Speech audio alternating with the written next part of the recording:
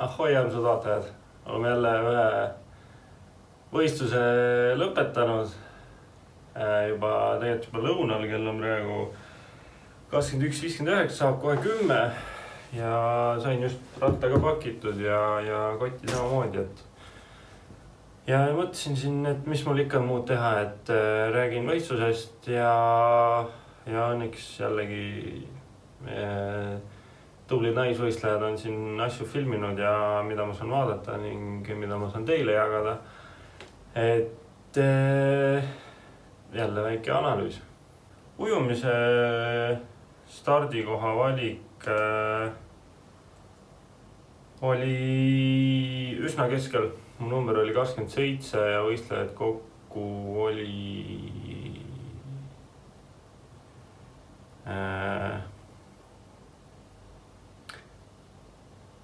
Mu number oli 27 ja võistlejad kokku oli kuskil 40, ma peast ei mäleta. Ehk siis üsna keskel oli minu stardikoht. Ja hüppasime vette. Veealuste jalalöökidega sain osadest poole kehaga ette ja sain nagu oma ujumist kohe minna tegema. Aga paremalt poolt üks ujuja otsustas, et tal nagu läheb risti eest mööda. Ehk siis tekitas sellise olukorra, kus ma pidin enda nagu rütmi muutma. Vaatasin ette ja mõtlesin, et miks ta nagu ristub, et ju poi on otse ees. Aga järelikult ta vaatas, kus liidrid ujuvad, et oli küll vastuvool ujumine, aga nii suur vastuvool see ei olnud, kui näiteks Emajões.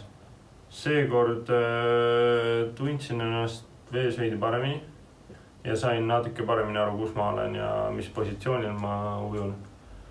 Samas oli nagu asju ka, mis oleks võinud paremini teha, mida mitte. Et eks pikem analüüsi käigus treeneriga vaatame järele. Järgmisena jooksime vahetusalasse. Videos on näha, et siin mitmekesi koos tuleme. Hüppasime ratta peale ja rattas esimesed 2-3 minutit tuli lihtsalt vajutada, et punt kätte saada. Ma ei leppinud sellega, et nüüd panen krõpsud kinni mingi hetk ja siis hakkan suruma. Ma panin jalad sisse ja alles siis hakkasin krõpse kinni panema, kuni ma olin pundis. Et muidu oleks lihtsalt aega kaotanud ja võib-olla ei oleks pruukinud sinna punti jõuda. Enne sellist pisemat, kas tõest pisik oli, aga enne tõusu see olin pundis sees ja saime pundi kätte ja hakkasime tööle. Ja terve rattarajal sõitsis põhimõtteliselt. Ma ikkagi olin seal ees otsas, tegin tööd ja kokku oli äkki 4-5 inimest või isegi 6, kes viitsisid tööd teha, ees käia, vahetusi teha, et esimese pundiga see vahe ei läheks nagu väga suureks. Aga väga palju oli ka neid, kes lihtsalt taga tiksusid. Ei oska öelda, kas need on õpetatud nii või nad lihtsalt ei jaksanud, et püüdsid hammastega kinni hoida nii-öelda ainult pundis. Oli teine vahetusala. Tulin jälle seal peale tagasi pööret, hakati kohta siis enda jaoks valima, et vahetusalasse esimesena jõuda. Ja ma tulin seal lõpus, et mul jälle oli valekäik, ei saanud jalgu sealt kingadest välja, et jälle asjad, mis vajavad arendamist või parandamist. Esimese ringi alguses jalad ei olnud sellised, et ma nüüd paneksin 3-0 kilomeetri kohta ja läheksin nendega kaasa. Et ma olin ikkagi üsna palju energiat jätnud rattarajale puhtalt sellepärast, et punt ei tahtnud koostööd teha. Teine alguses oli vastu tuul, tagasi pöördest siis oli alla tuul ja niimoodi 3 ringi.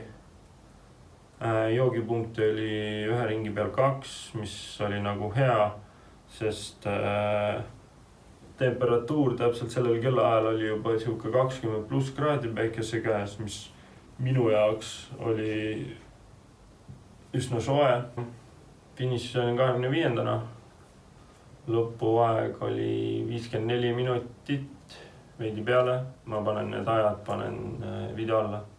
eks jah, omad õppetunnid sain kätte.